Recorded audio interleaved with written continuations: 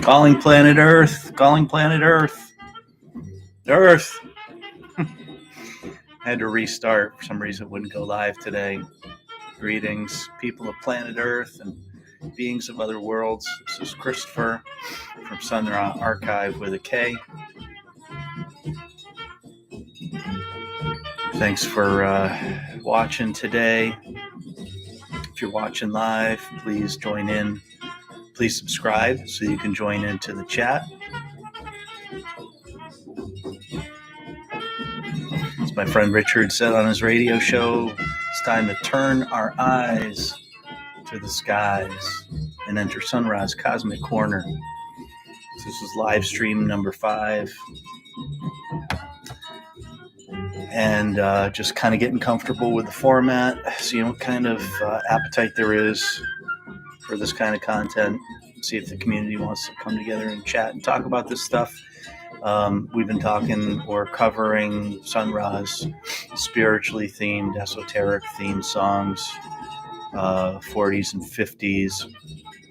Got a playlist of around 180 songs pulled together that I've just been going through and trying to find some commonalities and context to. I think maybe we'll zip through a little bit more today. I'm realizing that, kind of this think tank study group format would take forever to go through these songs and just kind of riff on them. But it's the process. So I think today I might just go through all 180 of those songs, say them out loud, get the sound vibration going, let you know what they are so you can be thinking about them too. And maybe get a little closer to some scheduled, more kind of formulaic streams. Space greetings, brother Brad. Nice to see you pop up. Thank you for joining. I was very happy, Brad, to get your message yesterday that you had heard one of the streams. And as you said to me, the spiritual journey of Sun Ra is one of the main areas of interest for you, as it is me. And I have a lot of respect and appreciation for who you are and what you do. So I didn't let anybody know when I was experimenting with this and just jumping on live. I just kind of wanted to experiment and see where it went. Didn't want to be too formal about it. So I'm glad that the universe reached out to you and let you know that this was happening so you can be a part of it. So I'm using the YouTube live stream capability right now, which means that it's just me. I can't bring guests on live video. So we have 2 up. I can't show pictures or videos.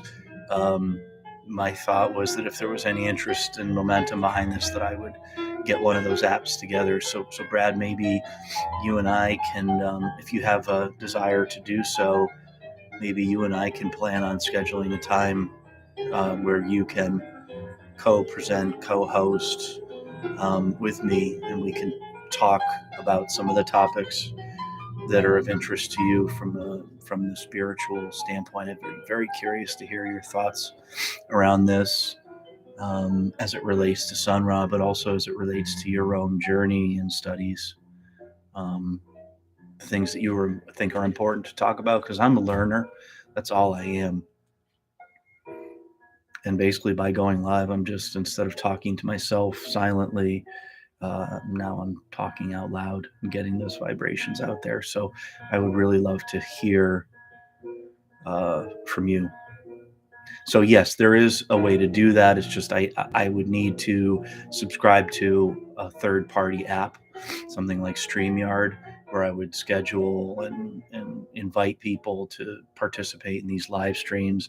And I didn't want to do that work at the very beginning and get too bogged down in technology or preparation, because it could be that no one's really interested and I'm no good at this, and I do a few and it just spins out in the cosmos. Jason, good morning. Thank you for joining. I was excited last night to see that you had a live stream scheduled, and I was very curious what you were going to do, but it doesn't look as though it happened. So Jason, Brad, thanks for joining. So yes, Brad, as people like you and Jason express interest, I will get that software loaded up, and we can start scheduling some times, planning on some times, and you can, whoever wants to, can join as co-presenters and can talk themselves and present themselves about these things. So, see some of the comments here. Brad says we should discuss the early ancient Ethiopian connection. Absolutely. Ethiopia, Egypt, Mu, Lemuria, Bimini, Atlantis, um, all of that stuff. Would love to delve into that, especially as it relates to Sun Ra's compositions. Brad says, I can tune into the 50s Sun Ra vibration of Sun Ra in Chicago while traveling around the city. Yes, Brad is a resident. I hope to make it there someday and meet Brad in the flesh, and see the sights. I've been to Chicago, but I haven't been to Chicago as a Sun Ra student and seen the sights. I was actually thinking about going at the beginning of COVID because I really want to go. So maybe as we get healthier and learn how to navigate kind of this new reality, I'll do that, Brad. Jason says, I was just going to plug your live stream, but it didn't work for me. So let's do that together if you're interested.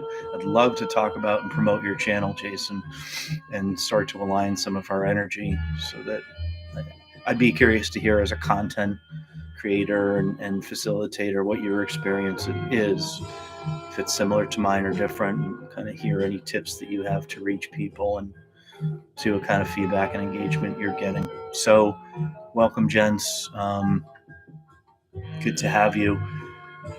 So a couple things. So along the idea of StreamYard and scheduling some streams in the future, getting the software so we can be like the Brady Bunch and have our little rectangles looking up at each other and talking. I reached out to John Hunt today.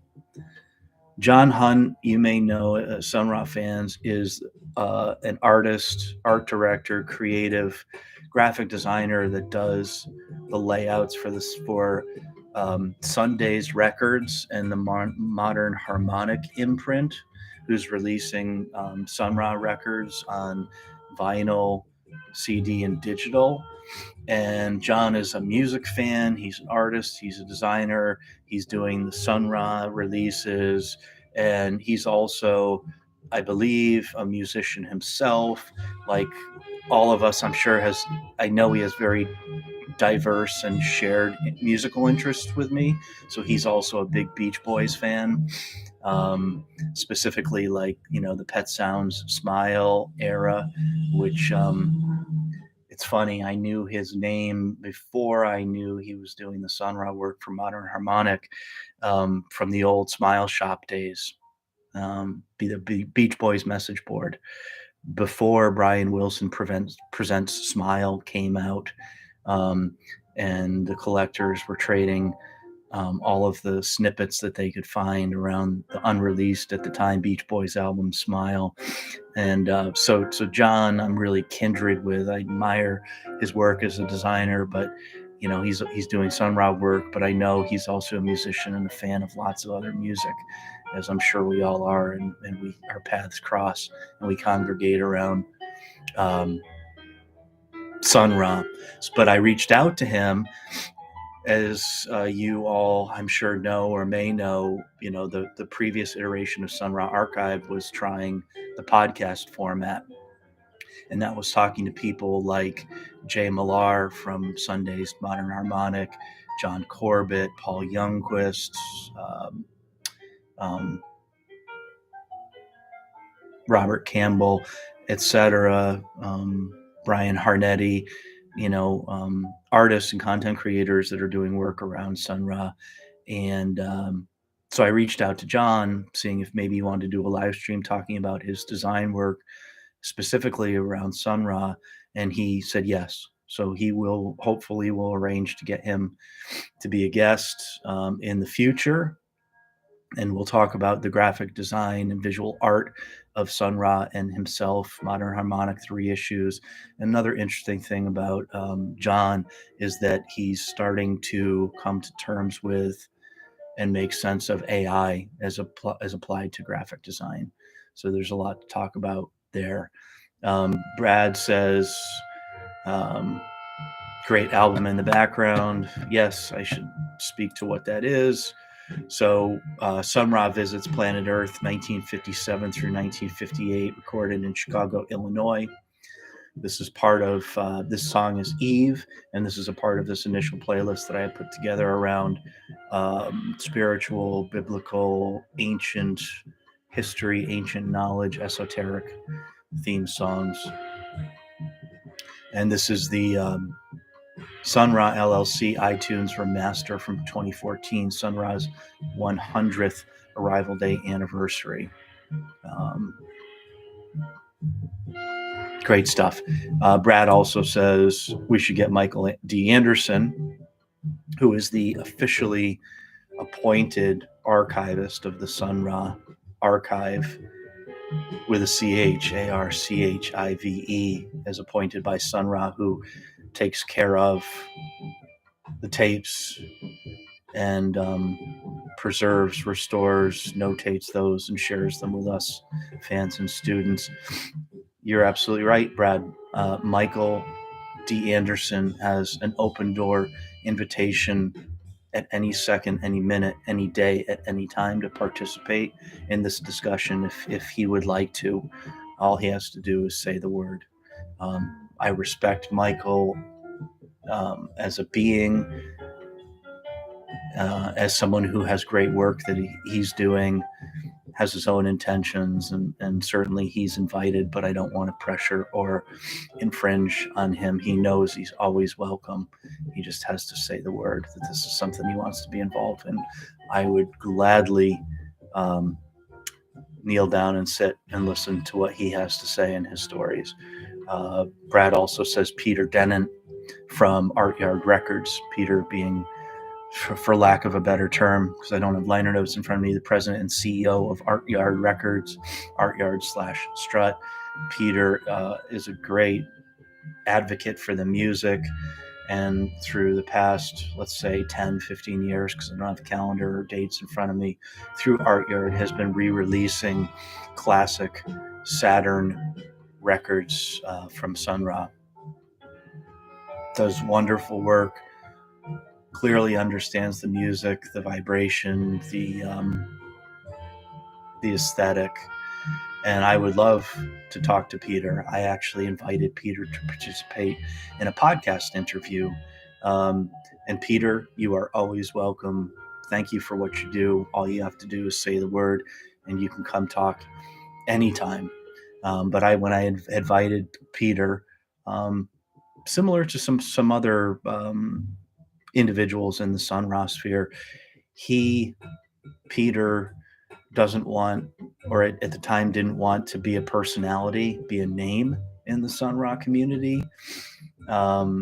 He's a facilitator of Sun Ra's work and wants to put it out there, but he doesn't necessarily want to be a face that's out there talking about it. And I completely respect that from an ego standpoint. He's putting the focus on Sun Ra's work. He's doing his thing in his way. But he had declined the invite for an interview. But Peter, if you're out there at any time, if your thoughts have changed over the past couple of years, please reach out. You're welcome anytime, and I will continue to promote all of your work and releases. And in fact, I have one that came in the mail the other day that I'm going to talk about in a minute. Brad also says, to kind of round out our introductions here, discussion of Alton Abraham and his important contribution to Sun Ra's legacy.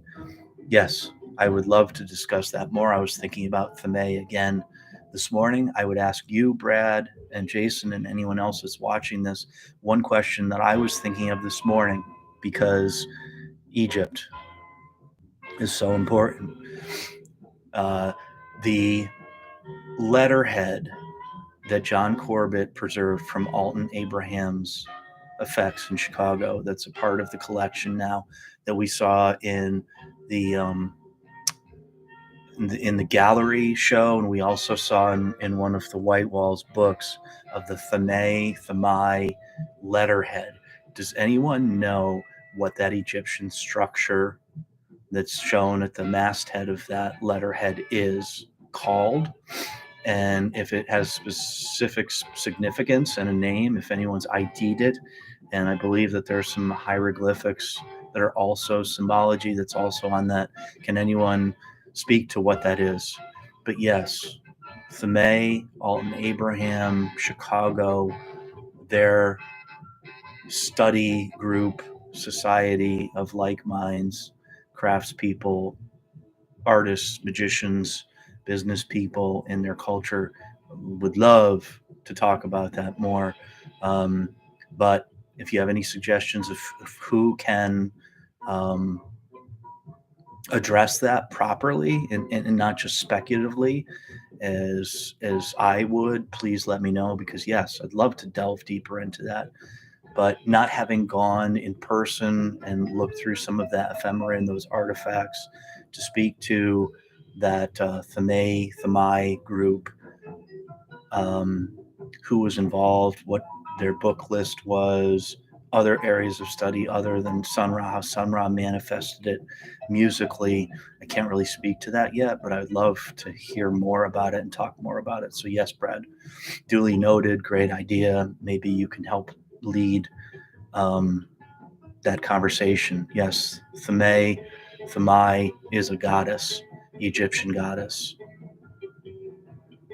But yeah, so that picture of the letterhead in that building popped into my mind because I was watching last night a great YouTube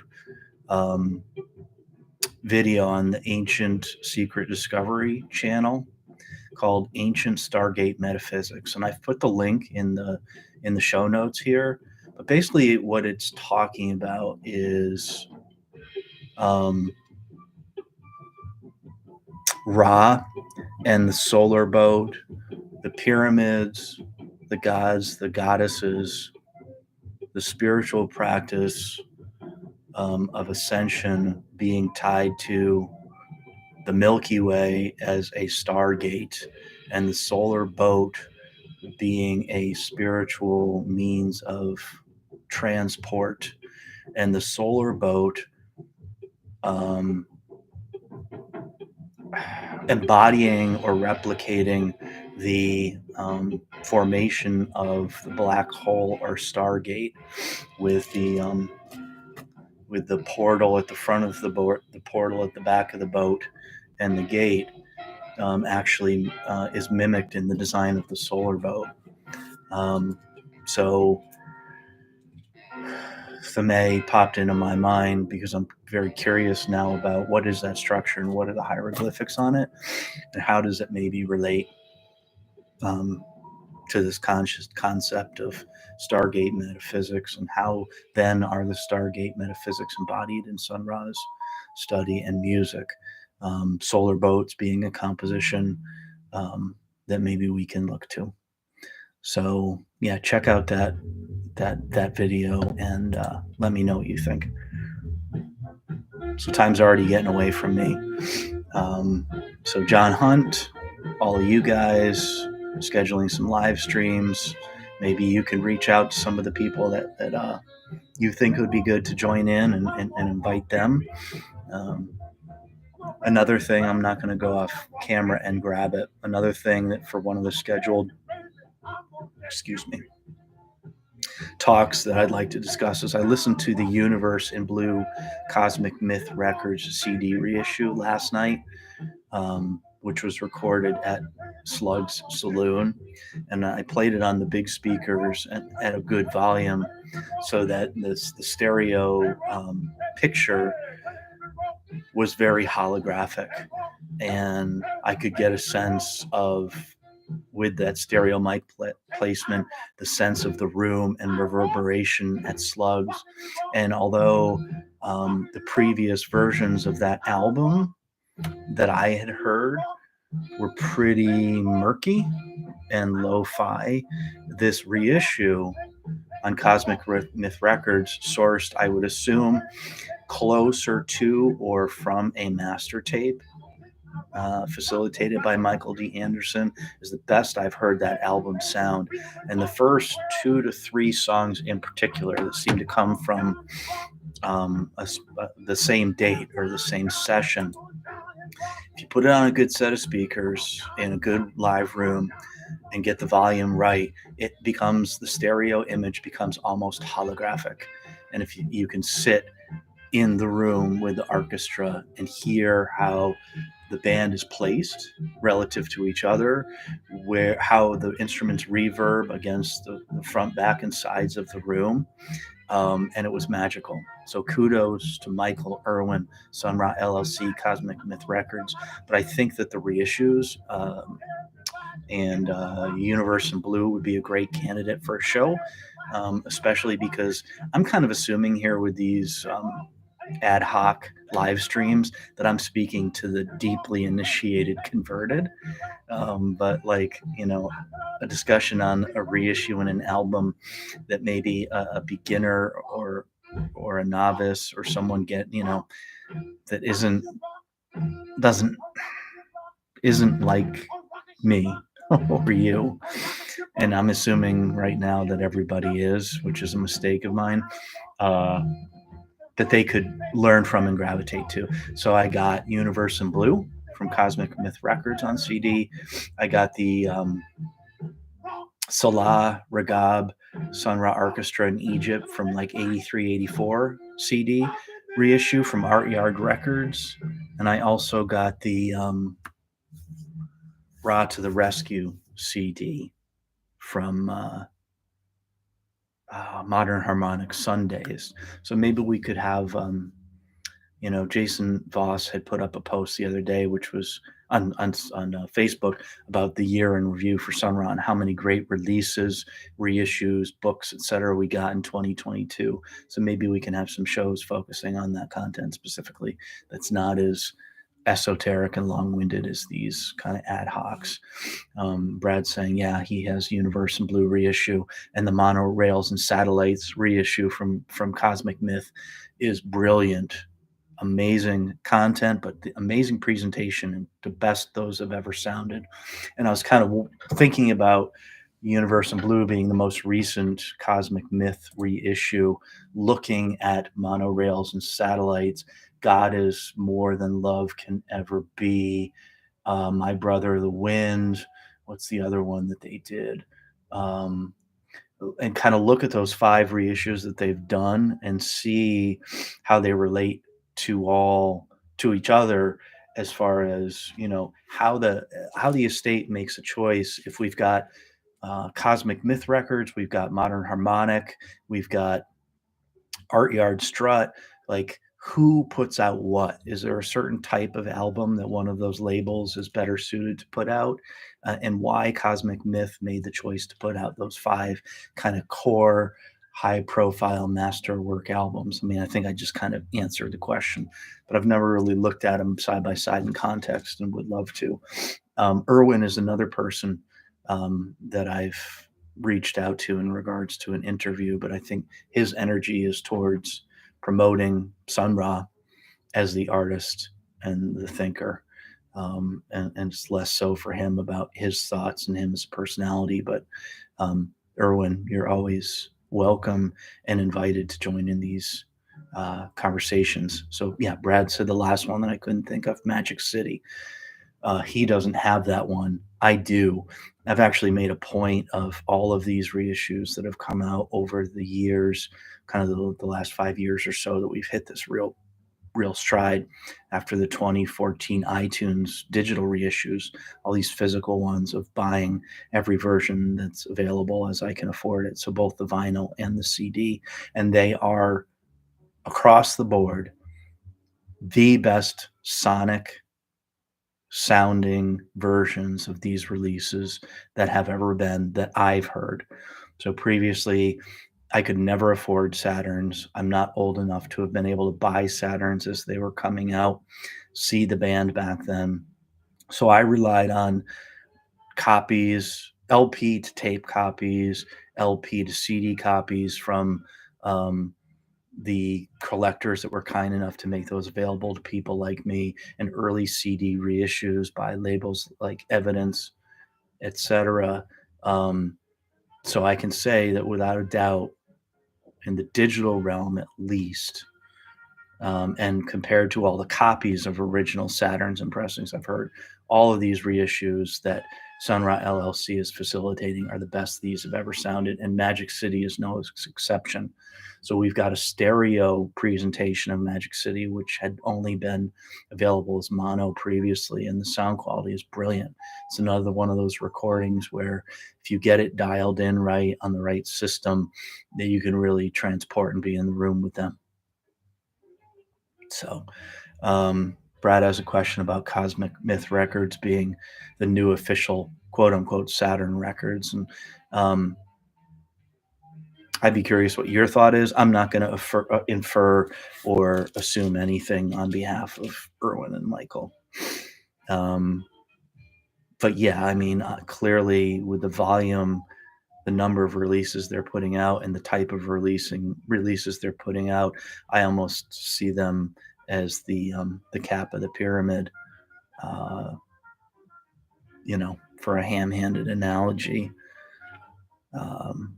So anyway, so maybe some future scheduled live streams that are more broad-based around the reissues and deep dives into those particular albums. So let's continue with the immeasurable equations of Sun Ra. Sun Ra's poetry and written word. I've read the first two from the collected immeasurable equation curated by James L. Wolfe and Hartmut Gierkin. I'm going to read another one of those today, the third one, reading them out loud per the suggestion of author and Professor Paul Youngquist, which has helped me greatly to appreciate them. Yesterday's I thought a lot about afterwards, and the blue happiness, the blue people. And then I was watching that Egypt Stargate video last night, and what do I see on the heads of one of the people but a blue skull cap? So who knows? But in the chat yesterday, who do we have? We had Jason talking about a table of context and indices that he's been working on in regards to the poetry. And I pulled some of the other poetry books off the shelf of previous versions of the immeasurable equations. So this one, originally immeasurable equations were printed and distributed directly by Sun Ra himself. And I believe all privately printed and distributed issues. Photocopy, maybe small quantity offset print, etc. And you could buy those at concerts and things like that. My friend Richard, he used to have a 3-ring binder that he got autographed by the band of Immeasurable Equations. But then, let's see, when did this come out? Late 90s, early 2000s. Adam Abraham and Phalos Books released Sun Ra Collected Works, Volume 1, Immeasurable Equation, edited by Adam Abraham, his father being Alton Abraham, in 2005. And what this would lead you to believe is that there was going to be another volume, but it never came out. Sonny and Alton. So this was the first printed, bound, professionally, distributed version I had. And then, as Jason mentioned, Norton Records had an imprint for books called Kicks Books, and they put out two books. The first, the one that Jason was referring to yesterday, is This Planet is Doomed, the science fiction poetry of Sun Ra, which had a cover price of $12.95 at the time. And then Prophetica, Sun Ra, the foreword by Charles Plymell, complete and unabridged. And this is also poetry. I've never compared side by side where this fits with immeasurable equations. If there's distinctly different poems in here, if it's a kind of recuration um, of the immeasurable equations, etc. So there are several poetry books out there. Um, After we spoke yesterday, and I saw on eBay and Abe Books, etc., that it appeared that these were out of print.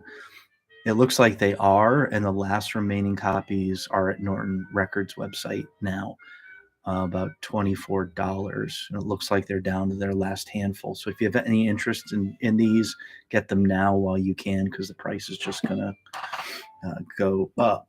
Jason says about 1/3 of This Planet is Doomed is from the Immeasurable Equation, 2005.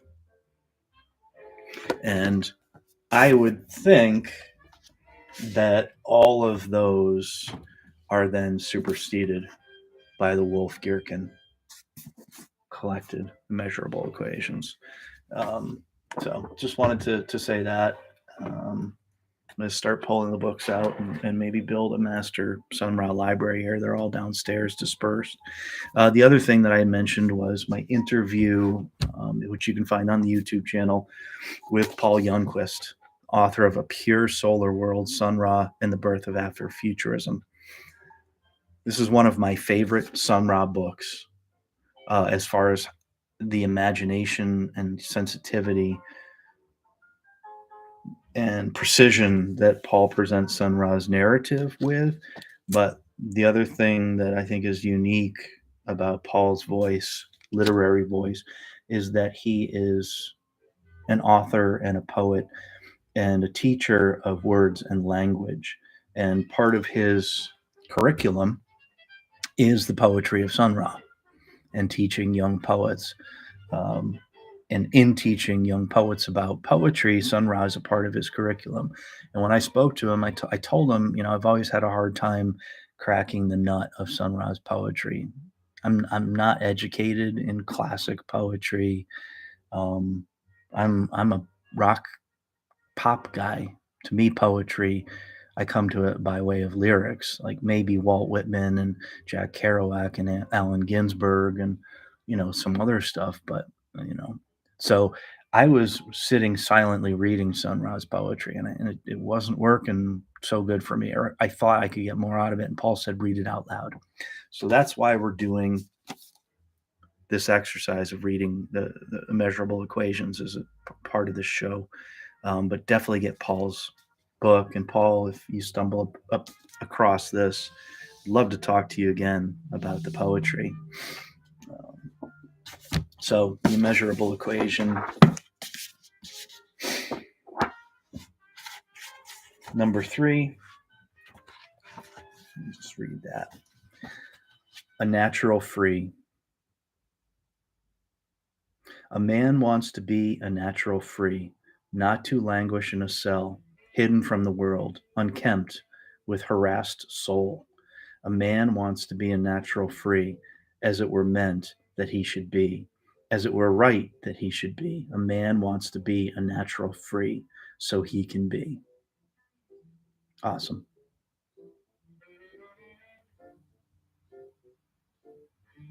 I don't think it really needs a lot of interpretation. It's real clear, real to the point. It sounds like it could be a June Tyson lyric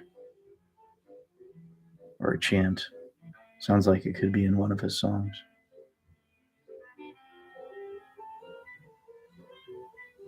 Things that jump out to me, lines that jump out to me, is not to languish in a cell hidden from the world, unkempt with harassed soul.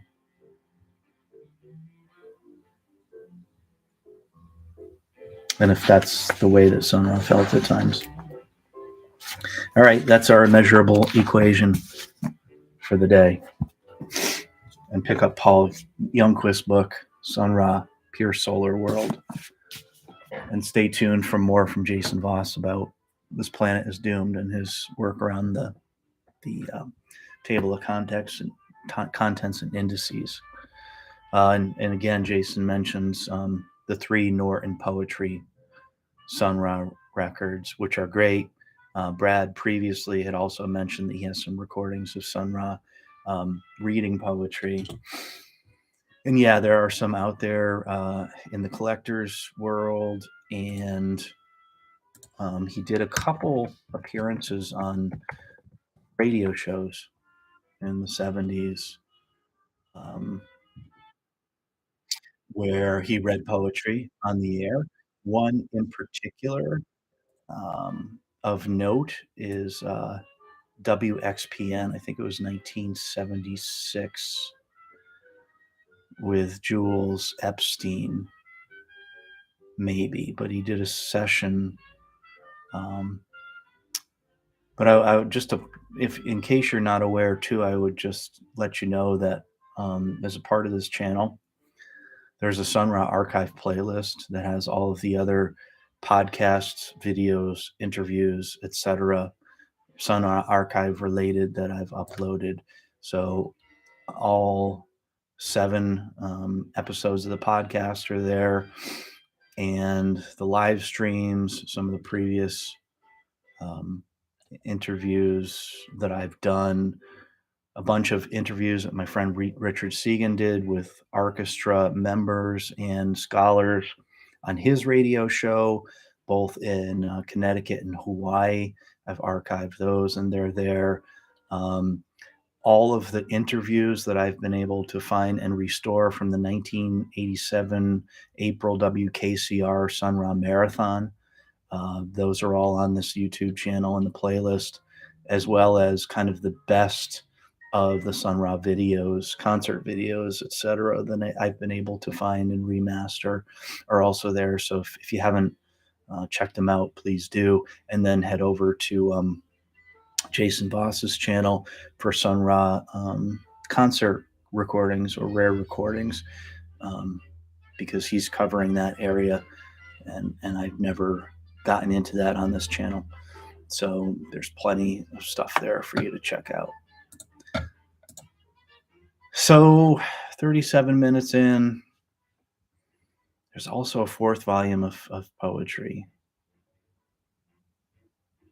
I'll need to look for that, Jason. It's escaping my mind which one that is, but thank you for that.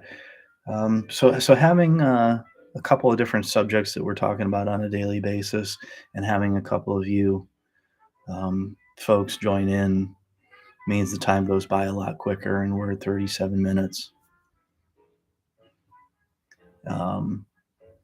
So I'm not going to get too deep into the esoteric songs today,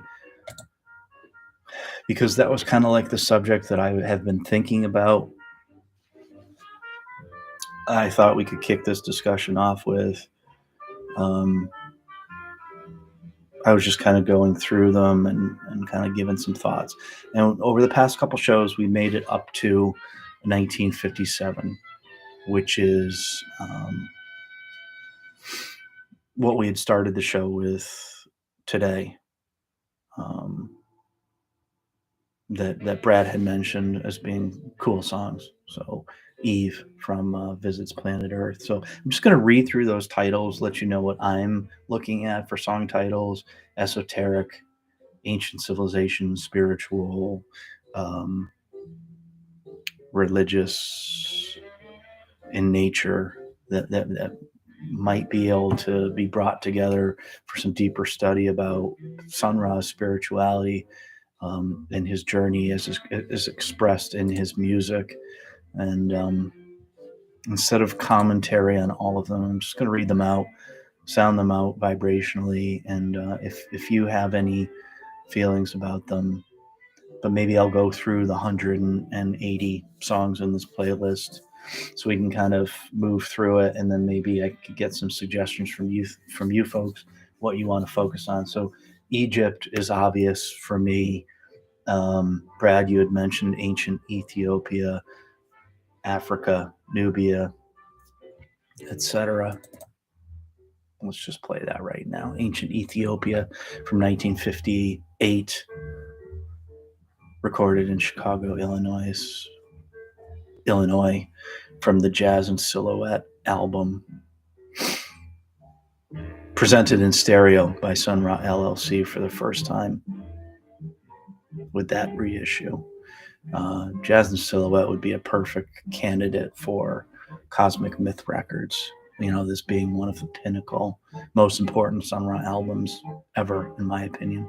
When I first got into Sun Ra and it was out on Evidence CD, I thought that this album was so great and so easily understood to jazz people that if I had jazz music fans in my family or friends that had things like John Coltrane, A Love Supreme, or Miles Davis Kind of Blue, I gave Jazz and Silhouette out as a holiday gift that year to try and turn people onto it. All right, so 1957 on, the songs that kind of made the cut here that might have a spiritual, esoteric connotation that could be grouped together for study. So 1957, 1958, Sun Ra visits planet Earth. There's Planet Earth, Eve, Overtones of China. Then also the poetry sessions that Jason referred to. There in 1957 is I Am Strange, My Children, If They Only Knew. Those came out on the Sun Ra singles from Strut Art Yard, as well as Norton Records album called Strange Worlds in My Mind. And then in 57, in March, we get Yochanan, the Space Age vocalist, and Rocket Ship Rock. So the outer space theme we've got from Eternal Myth, from a Budland rehearsal with Hattie Randolph, Calvin Newborn, and Sun Ra, Blue Space. Then we get to Jazz and Silhouette, 1958, Horoscope, Enlightenment, Saturn, Ancient Ethiopia. 1958, more Sun Ra poetry, I Am an Instrument. Then 1958 to 1959, we have the Nubians of Plutonia. Songs Images in a Mirror, also referred to as just Images. Ankh Nation, which is also referred to as Ankhenaten in previous reissues and issues. And Michael Anderson has said that the actual name of that song is not Ankhenaten, but Ankh Nation. So those are from Nubians of Plutonia.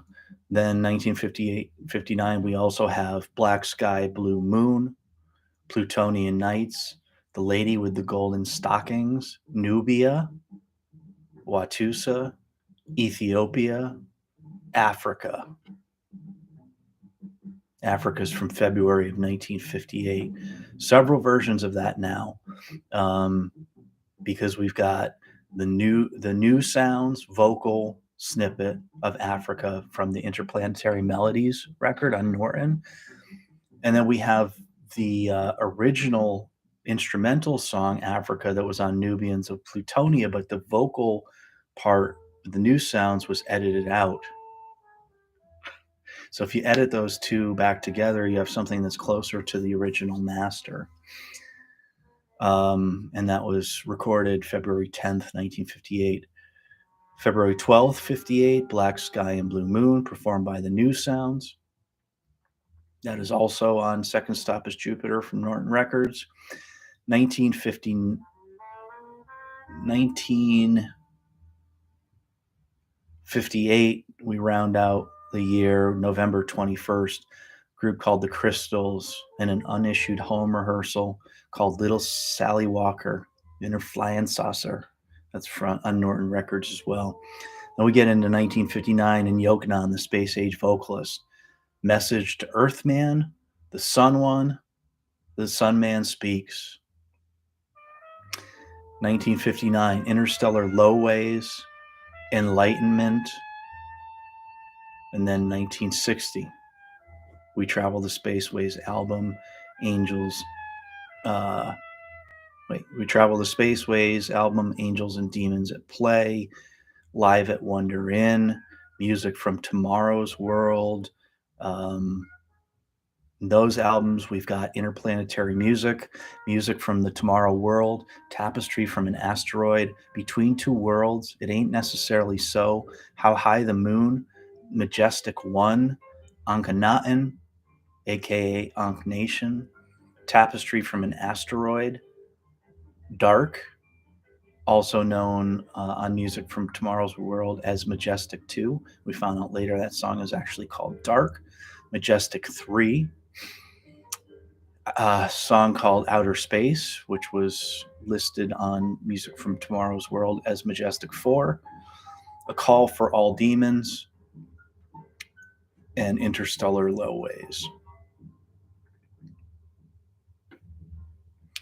June 17th, 1960, we have the Fate in a Pleasant Mood sessions and songs such as The Others in Their World, Space Mates, Lights on a Satellite, Fate in a Pleasant Mood, Ankh Nation, Tiny Pyramids, Angels and Demons at Play, from the Angels and Demons at Play album, those two songs, Tiny Pyramids, Angels and Demons at Play, from the same session, June 17th, 1960, back to We Travel the Spaceways album, we have Space Loneliness, then Somewhere in Space from the Interstellar Lowways album, and then Interplanetary Music, number 1, Rocket number 9, Take Off for the Planet Venus, Kingdom of Thunder. And those are all from that marathon Chicago, Illinois recording session, and those songs spread across 3 or 4 albums. So more esoteric song titles. 1960, Sun Ra LLC put out a compilation called Transitions 3, and there are 3 tunes on there of note along this theme. I Struck a Match on the Moon, which was a favorite of my friend Richard's. This is the first recorded, released version that we have officially. Dreamsville from the late Chicago period, and Blues from Saturn from the same period. 1961, we get another Yokonon session, another version of Message to Earthman. That is on Strange Worlds from Norton Records. 1961 now to 1962, there was the Out There a Minute compilation on Blast First from the early 90s. And we had Journey Outward, Lights on a Satellite, and Cosmos in Blue, also known as Starships and Solar Boats. 1961, then we get into October 10th session, which was just recently re-released this year in a 60th anniversary edition on Craft recordings of the Futuristic Sounds of Sun Ra album, originally released on Savoy. This new version has an all-analog Kevin Gray mastering for the vinyl and a Paul Blakemore remaster for the CD. Sounds great. I've heard some commentary online that the old style panning, hard panning of instruments only in the left or right channel is a little jarring for modern listeners, but I think it's, I did an A/B with the other versions of that album that I have. This new one's the best sounding version that we have, and that A/B panning, hard left and right, gives such clarity and isolation. But the songs from Futuristic Sounds of Sun Ra that we have, let me get back here, along the esoteric theme are The Beginning, China Gates, New Day, Tapestry from an Asteroid, Jet Flight, Looking Outward, Space Jazz, Reverie.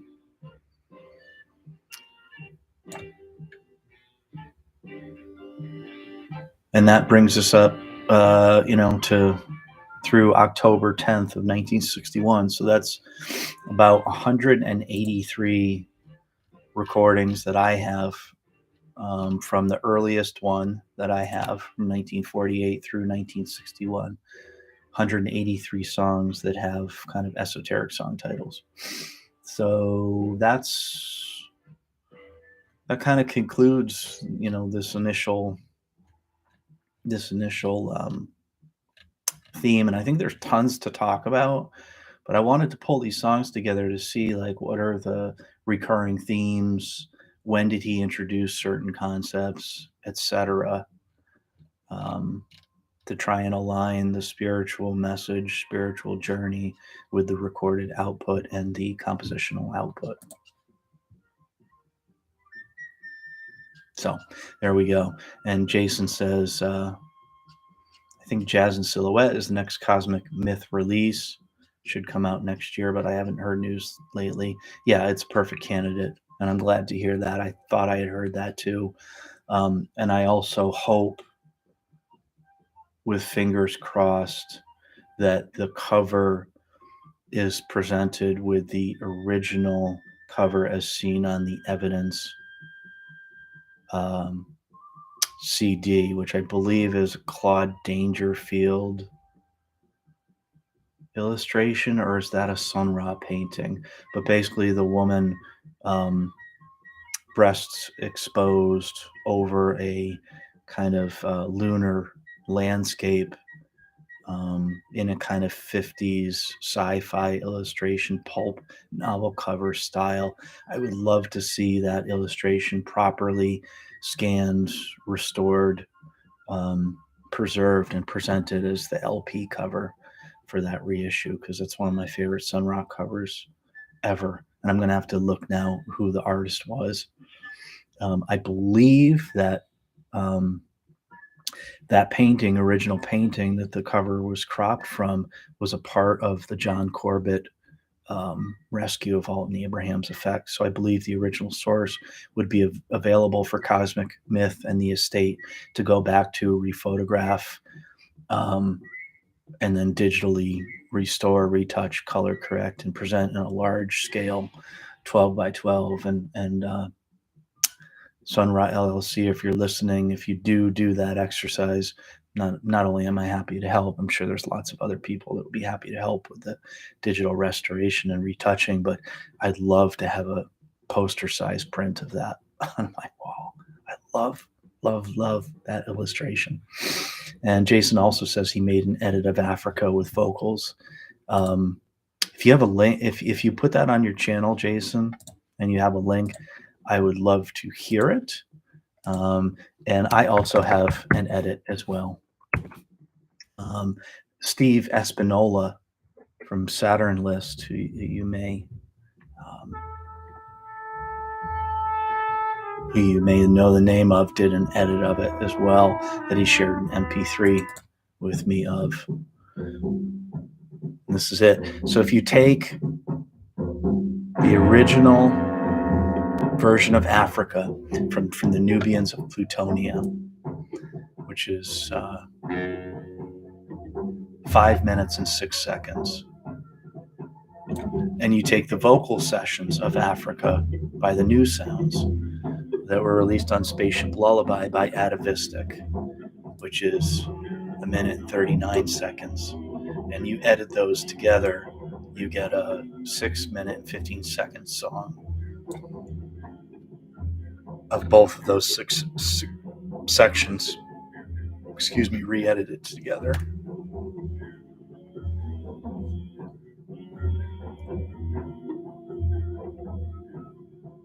And I'm saying, so that's where the edit is, from the Nubians version to the New Sounds version.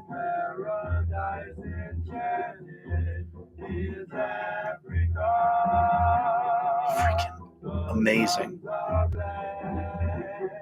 Love the percussion on this. This should be a record store day, 7-inch or 10-inch. And then the edit goes back to Nubians of Plutonia and the little flute solo there. Fantastic. And it kind of makes you wonder, like, why did Sun Ra need to cut out that 1 minute and 6 seconds of vocal stuff that did not fit? I mean, the rest of that album, is largely instrumental. Did it need to come out for that reason, or did they need that minute and 6 seconds to get the playing time of the side down to something cuttable? 25 minutes. It's just having it all together makes so much more sense.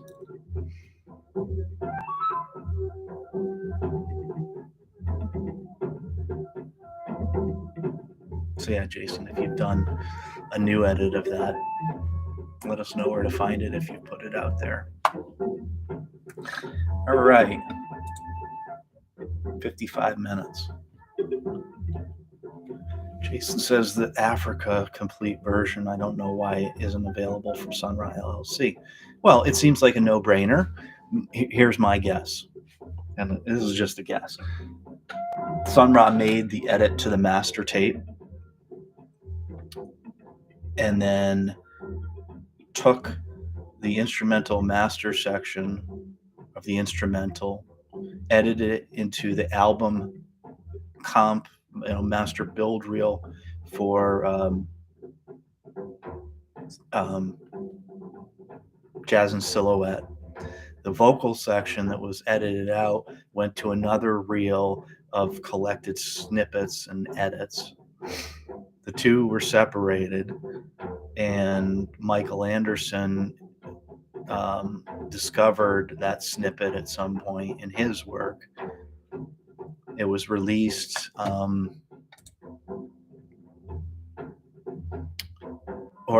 so maybe John Corbett discovered it. Who knows? But it was released on Spaceship Lullaby in just the vocal section.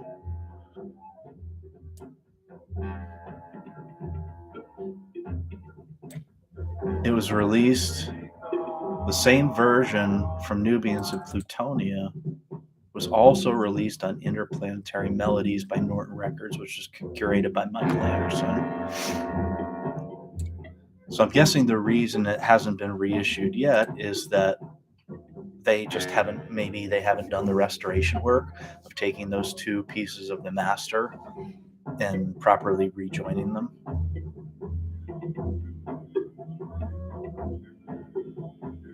Because Sun Ra physically cut and separated the master tape.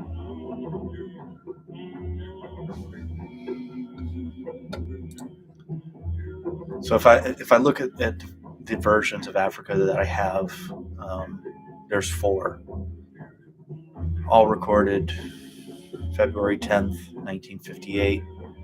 There's Africa Complete, which we just listened to, which is the Steve Espinola edit, taking the original instrumental version from Nubians and Plutonia and adding in the cut vocal section performed by the New Sounds from Spaceship Lullaby. And Jason, your question about Spaceship Lullaby, no, it's not from a radio broadcast. Spaceship Lullaby is one of the earliest, if not the first, release that John Corbett and Atavistic Records put out of tapes rescued in Chicago from Alton Abraham, from his effects, from his estate.